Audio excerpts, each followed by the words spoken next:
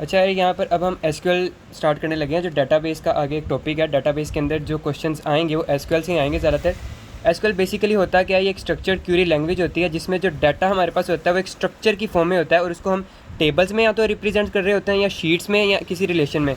अब ये आपको बात समझ आ रही होगी, मैं टेबल आपको दिखा देता हूँ कि इस तरह टेबल की फॉर्म में होता है, शीट्स की फॉर्म में होता है, वो हमने जो एक्सेल शीट्स बनाते हैं उस फॉर्म में होता है, या रिलेशंस की फॉर्म में होता है। ये क्या क्या चीज़ें इसमें यूज़ की जाती हैं कि किस किस चीज़ों के लिए यूज़ होता है। ये स्टोरिंग के लिए यूज़ होता है, इसमें डाटा स्टोर किया जाता है, मैनिपुलेटिंग और रिट्रीविंग के लिए। उसके बाद एसक्यूएल के अंदर जो होता है ना, ये केस सेंसिटिव नहीं होती। जैसे कि अक्सर लैंग्वेज होती है कि अगर आपने कोई वर्ड लिखना है तो अपर केस में लिखना है तो अपर केस में ही लिखना है, अगर तो जो उसका होता है लोअर केस उसी में लिखना है तो उसी में लिखना है। लेकिन यहाँ पर ऐसा नहीं होता। आप एक वर्ड स्टार्ट करते हो तो उसको आप अपर केस में भी लिख सकते हो और लोअर केस में भी लिख सकते हो। जैसे मैंने यहाँ पे एग्जांपल दे दिया कि आप सिलेक्ट को इस तरह से भी लिख सकते हो और सिलेक्ट को इस तरह से भी लिख सकते हो। अब इसमें हमें डिफरेंट कमांड्स जो सर ने हमें क्लास में करवाई हैं उसमें ये वाली कमांड्स हैं, ये मेरे ख्याल 9 है। इंसर्ट है, delete, update, selection, union, intersection, difference, join और प्रोजेक्शन। ये सब कमांड्स हैं। हम स्टार्ट करते हैं इंसर्ट की कमांड से। इसमें एक चीज़ जो मैं दोबारा से एक्सप्लेन कर दूं कि इसमें स्टोरिंग के लिए ये होता है कि अगर आपको डाटा उसके अंदर से उसके अंदर कोई दोबारा डाटा स्टोर करवाना है, जैसे इंसर्ट की कमांड है उसके अंदर डाटा दोबारा से लाकर स्टोर करती है। मैनिपुलेटिंग, जैसे कि आप इसके अंदर मैनिपुलेट करवाते हो डाटा, जिसमें आप अपडेट करते हो डाटा, अपडेट की कमांड वो इसलिए यूज़ होती है। डिलीट की कमांड भी इसलिए यूज़ होती है क्योंकि वहाँ से वो मैनिपुलेट हो जाता है, एक पूरी एंट्री जो है वो निकल जाती है, एक टप्पल निकल जाता है। उसके बाद रिट्रीविंग में अगर आप कुछ एक्सट्रैक्ट करवाना चाहते हो तो वो वाली कमांड वहाँ पर ये यूज़ होता है, रिट्रीविंग वाला, जिसमें आप सिलेक्ट की कमांड को इसमें यूज़ किया जा सकता है रिट्रीविंग के अंदर। उसके बाद इंसर्ट कमांड, हम इंसर्ट कमांड पढ़ते हैं। इंसर्ट कमांड में सबसे पहले तो इसका जो एक कमांड लिखने का जो तरीका है वो ये है कि इंसर्ट इनटू, ये इसका सिंटैक्स होता है बेसिकली में। तो इसका ये होता है कि इंसर्ट इनटू, आगे ये रिलेशन नेम, रिलेशन नेम यानी बेसिकली आपने उस टेबल का नेम देना होता है जिस टेबल के अंदर आप चीज़ें चेंज कर रहे हो। इसको आप कुछ भी कह लो, रिलेशन नेम कह लो, डाटाबेस कह लो, जो भी कह लो, लेकिन वो यहाँ पर वो नेम आता है जिसके अंदर हम वैल्यूज़ चेंज करने जा रहे हैं अपनी। तो ये वाली जो चीज़ है ना, इसको अगर आपने कैपिटल में स्टार्ट कर दिया ना तो आपने कैपिटल करना है, और अगर आपने जो लोअर केस में स्टार्ट कर दिया तो आपने लोअर केस के अंदर करना है। उसके बाद वैल्यूज़ आ जाएगा, आपने वैल्यूज़ को भी ऐसे ही स्टार्ट करना है। उसके बाद आपने वैल्यूज़ के अंदर वो वैल्यूज़ लिखनी है जो जो चीज़ें आप इसके अंदर इंसर्ट करवाना चाह रहे हो, और आपने हर चीज़ के बाद ये कोमा लगाते रहना है, ठीक है।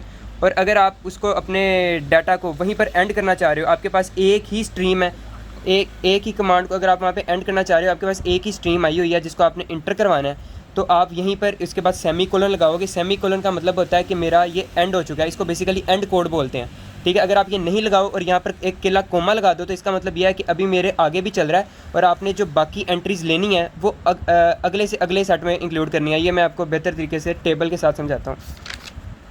इसमें हमने एक टेबल बना लिया जो हमारी क्लास के सेक्शन को यूज़ करके बनाया है। अब इसमें सिर्फ पढ़ते रहना, साथ साथ हम थोड़ा शुगर मेला भी इसमें इंक्लूड कर रहे हैं। अब इसमें यह है कि मैंने टेबल बनाया सेक्शन ए का, उसमें मैंने जो चीज़ें ली वो ली रोल नंबर, या एट्रीब्यूट्स होते हैं।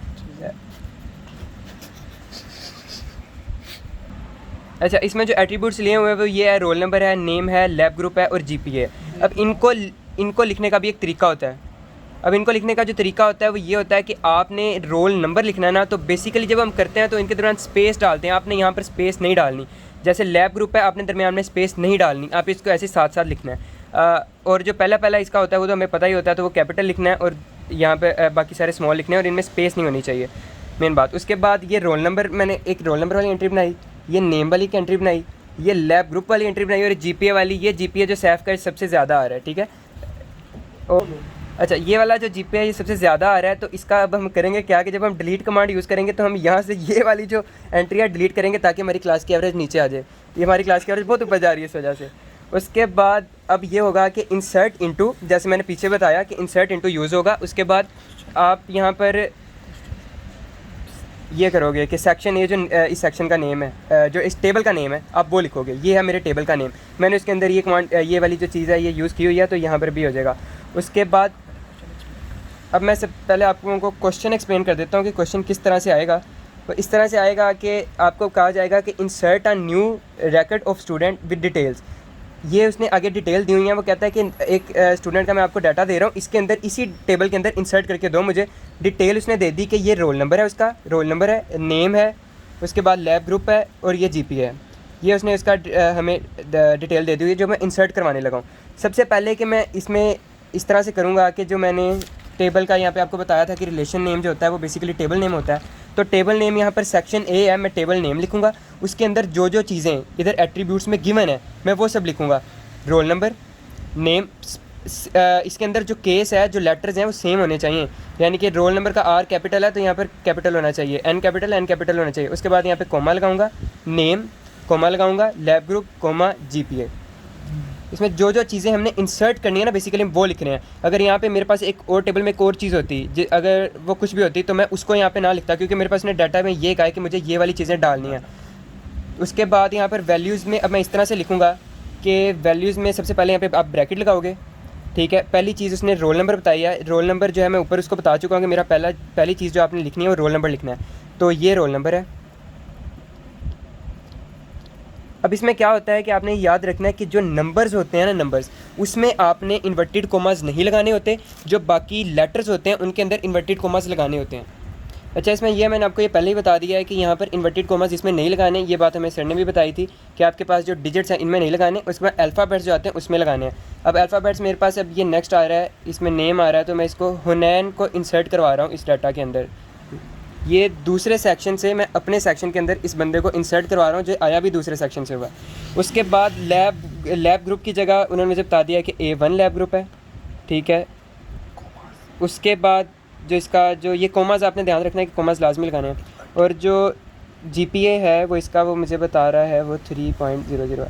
अब इसमें ये बात याद रखनी है कि डिजिट्स के अंदर इन्वर्टेड कोमास नहीं लगाने, अल्फ़ाबेट्स के ऊपर इन्वर्टेड कोमास लगाने हैं। ये अल्फ़ाबेट्स है, इन्वर्टेड कोमास, ये भी अल्फ़ाबेट है, ये भी एक इन्वर्टेड कोमास। एक चीज़ जो मैं पहले आपको बताना भूल गया कि अगर यहाँ पर एक मेरे पास और डाटा होता किसी चीज़ का, एक और मेरे पास यहाँ पे एट्रीब्यूट होता और मुझे वो इंसर्ट नहीं करवाना, मुझे यही सब इंसर्ट करवानी है कि मतलब roll number, name, lab group, GPA, आगे डिपार्टमेंट कर लेते हैं हम। मुझे डिपार्टमेंट में कुछ चेंजेस नहीं करवाने, तो अगर मैं नहीं करवाऊंगा और सिर्फ यही सब दूंगा ना उसको, तो वो डिपार्टमेंट की जगह उस जगह पर नल लिख देगा, वो खुद से उस जगह पर इस तरह से करके नल लिख दिया करेगा, ठीक है। तो ये इस तरह से हमारी इंसर्ट की जो कमांड है इस तरह से वर्क कर रही होती है। तो इस तरह से इसका एक क्वेश्चन आएगा, वो कहेगा इस टेबल के अंदर इसको करवा दो। मैं आपको यहाँ पर ये करके भी दिखा देता हूँ कि अब इंसर्ट का जो अगला टेबल बनेगा वो इस तरह से बन रहा होगा कि ये उसका हुनैन का यहाँ पर नेम लेंगे, रोल नंबर आएगा, सेक्शन आएगा, और ये इसका GPA है। इसको भी निकलवाना ही पड़ना है, ये भी GPA बढ़ाएगा, हमारी क्लास का एवरेज बढ़ा देगा। इसमें डिलीट की कमांड में जाने से पहले मैं एक पॉइंट जो है ऊपर क्लियर कर दूं कि यहाँ पर मैंने सेमी कोलन लगाया। जो बात मैंने सबसे स्टार्ट में की थी कि सेमी कोलन तब लगाते हैं जब मेरा ये एंड हो चुका है, मुझे इसमें कुछ और मज़ीद ऐड नहीं करवाना, तब सेमी कोलन लगाते हैं। ये मेरी कमांड एंड हो चुकी है, मैंने बताया था कि इसको एक as a end code consider करते हैं, ठीक है। अब अगर फ़र्ज़ कर लें कि मुझे कुछ और भी इसमें ऐड करवाना था, एक और भी इसमें चीज़ ऐड करवानी थी, तो मैं क्या करता कि मैं यहाँ पर सेमी कोलन ना लगाता, मैं इधर सिर्फ ये लगाता, अपना कोमा लगाता, और आगे से फिर से ब्रैकेट्स में जाता और जो नया आया होता उसका रोल नंबर लिखता। मेरा पास फर्स्ट करें ये रोल नंबर होता, ये नेम होता, ये उसका सेक्शन है, और ये इसकी GPA है। तो हम इसको इस तरह से करते हैं, और यहाँ पर ये लग जाते हैं इसके इन्वर्टेड कोमास, और ये नंबर है तो इसमें नहीं लगेंगे। तो ये पॉइंट यहाँ से क्लियर होगा। अब यहाँ पर ये एंड हो रहा है तो यहाँ पर सेमी कोलन लग जाएगा। अब हम चलते हैं डिलीट की तरफ। अब डिलीट ऐसे होता है कि डिलीट का मेरे पास ये क्वेश्चन लिखा हुआ है नीचे। अच्छा, delete all the students whose GPA is 4।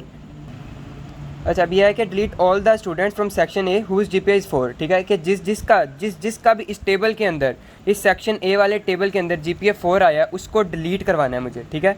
तो ये आया ही बस सैफ़ का, क्योंकि पढ़ने वाला बच्चा है ही सैफ़। उसके बाद इसका आया, तो अब मुझे इसको डिलीट करवाना पड़ेगा क्योंकि ये रिलेटिव ग्रेडिंग भी ज़्यादा कर रहा है और यहाँ पे फिट नहीं बैठ रहा, मुझे इसको डिलीट करवाना है।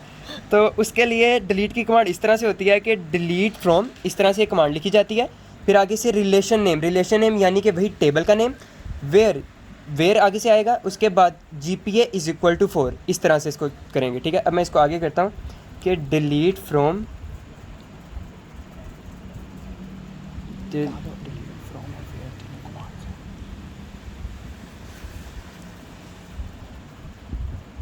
Section A,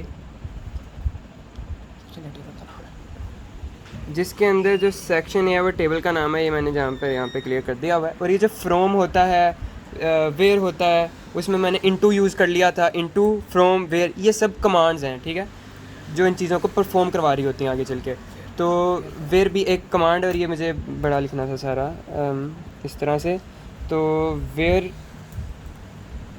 GPA is equal to 4 और यहाँ पर अब मैं सेमी कोलन लगाऊंगा क्योंकि मुझे सिर्फ ये एक ही चीज़ करनी है, ठीक है। अगर मुझे यहाँ पे अलग से कोई और चीज़ करनी होती तो मैं सेमी कोलन ना लगाता, कोलन सिर्फ ये लगाता, कोमा, जो मैंने यहाँ पे पीछे ये पॉइंट एक्सप्लेन कर दिया था अच्छे से। और इसमें इसको अगर फर्दर देखें सही से तो इसमें जो ब्रैकेट है ये सिर्फ मैंने एक समझाने के लिए लगाई थी, जो मैं ये वाला पॉइंट इसको यहाँ पर दोबारा से एक्सप्लेन कर रहा था, ये वाला पॉइंट, तो ये वाली इसमें आएगी नहीं, ठीक है। वेयर ये सारा कैपिटल आएगा, उसके बाद ये GPA 4। अब वो करेगा क्या, उसको जब ये वाली सारी कमांड मिल चुकी हुई है तो करेगा क्या कि जो सैफ वाला है सॉरी जो 4 GPA वाला है उसको डिलीट करवाएगा, सिर्फ जिसकी 4 GPA आएगी उसको डिलीट करवा देगा। अब मेरे पास जो टेबल है उसमें सीन ही ऐसा है कि उसमें सिर्फ सैफ का 4 GPA आ रहा है। अगर वो किसी और बच्चे का भी आ रहा होता तो वो सबको जिन जिन का GPA 4 है उन सबको डिलीट करवा देता, ठीक है। अब इसमें मुझे करना क्या है कि किसी ऐसा कुछ करना है कि जिसमें सिर्फ सैफ ही डिलीट हो, एक ही बंदा डिलीट हो जिसका GPA 4 आ रहा है। तो उसमें इस तरह से करूँगा कि मैं ये टेबल पे देखें तो इसमें से जो मोस्ट प्रिसाइज और मोस्ट जो यूनिक चीज़ आ रही है नज़र मुझे, वो रोल नंबर आ रहा है। रोल नंबर किसी भी बच्चे का सेम नहीं होगा, सबका चेंज होगा। हो सकता है कि सैफ 2 बच्चों का नाम भी हो, 3 बच्चों का भी नाम हो। तो मैं यहाँ पे सैफ नहीं लूँगा, मैं यहाँ पर लूँगा रोल नंबर। तो मैं इस तरह करूँगा, वेयर रोल नंबर, इस जगह पे आके मैं लिखूँगा where roll number is equal to उसका सैफ का रोल नंबर मैंने यहाँ पे लिखा हुआ है 6088, तो मैं वो लिखूँगा। तो वो फिर मुझे जो यहाँ पर सैफ वाली पूरी एंट्री उसको 0 करवा देगा, ठीक है। अब इसमें सॉरी पहले लाइट चली गई थी तो वीडियो वहाँ पर ख़राब हो गई होगी। उसमें ये बता रहा था कि जब हम ये वाली कमांड रन कर देंगे ना तो उसके बाद यहाँ से GPA 4 वाले सारे बच्चे उड़ जाएंगे। उसके बाद अगर हम मैंने प्रिसाइज फॉर्म में बताया था कि ये रोल नंबर अगर मैं ले लूँ, जैसे कि मैं यहाँ पे कर लूँ कि वेयर रोल, ये सेम ऐसे ही लिखना है जो यहाँ पर लिखा हुआ है, ठीक है, उसी तरह लिखना है, where roll number is equal to 6088। तो जहाँ पे रोल नंबर 6088 है तो यहाँ से ये वाली ये खाली डिलीट करेगा। अगर मैं अकेली सैफ लेता ना तो उसने सिर्फ जितने भी बच्चे हैं जिनका नाम सैफ है वो सब डिलीट कर देने थे। मुझे ये वाला करना है तो वो ये वाला उठाएगा कि और इस पूरी को डिलीट कर देगा। अब इसको मैं अगर फर्दर समझ लूँ कि लैब ग्रुप के ऊपर एक्सप्लेन करूँ तो लैब ग्रुप में अगर मैं इसको कहूँ कि where lab group is equal to A1, तो मैं इसको अगर बताऊँ कि लैब ग्रुप A1 वाले डिलीट करने हैं तो जिन जिन बच्चों का A1 लैब ग्रुप है ना, यहाँ पर सैफ का और हुनैन का है, वो इन दोनों को ग्रुप से निकाल देगा। अब इसमें से हमने 2 बच्चे निकाल दिए जिनका GPA ज़्यादा आ रहा था, सैफ और हुनैन। और इसमें खुशी की बात है कि अब हमारी क्लास की जो रिलेटिव ग्रेडिंग है वो थोड़ी सी कम हो जाएगी। और अब हम नए टेबल की तरफ नया टेबल बनाता हूँ मैं, जिसके अंदर अब हम बाकी जो हमारी कमांड्स हैं जिसमें अपडेट है, सिलेक्शन है और जो बाकी हैं उनको समझते हैं।